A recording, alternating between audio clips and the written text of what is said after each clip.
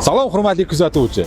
Bugun 2025-yilning 27-dekabrida sizlar bilan Neyron o'quv markazini yonginasida ko'rishib turibmiz. Nima uchun? Hozir bilamiz.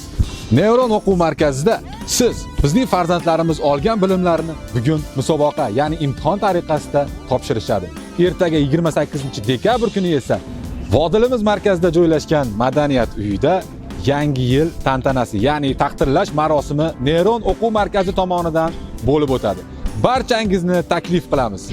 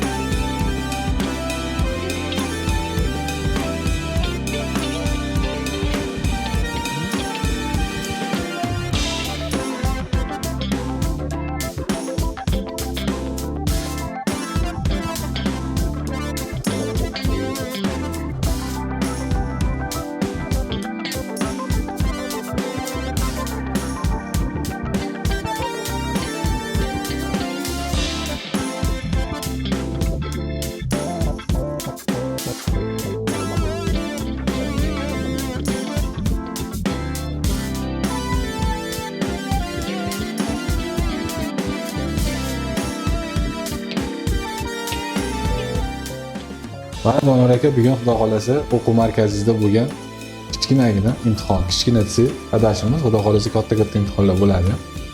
Bu ham biz uchun, hamma uchun qandaydir boshqa tuyulishi mumkin. Siz uchun qanday tuyuldi? Bugungi imtihon qanday o'tkazdingiz? Qanday kayfiyatda, qanday shukuhda deydimi, hayajon? Hayajon-ku, endi har doimgi ishimiz bo'lgani uchun bo'lmadi-yu, lekin 2025-yilda yakuni bo'yicha hisobot desa bo'ladi.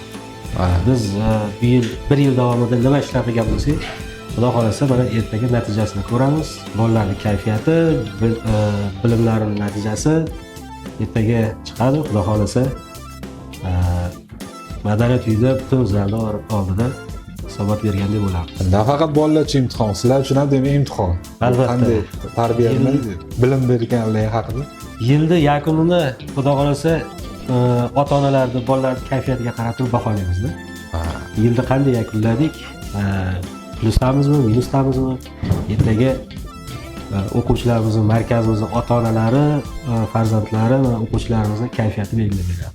Shu orqali bilib olasiz. Xudo xolasa. Shu sizni ko'p savollar bilan qiynamiz, albatta yana ishlaysiz ko'p.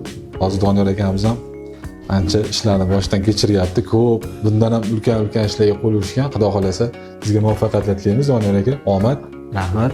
Ertaga Vodilimizni nafaqat o'quv markazimiz o'quvchilari, boshqa Vodildagi bolajonlarni ham soat 10:00 da boshlanadigan Madaniyat uyidagi yangi yil bayramiga, ya'ni Neyronda yangi yil bayramiga taklif qilib qolamiz. Hammani. Hammani.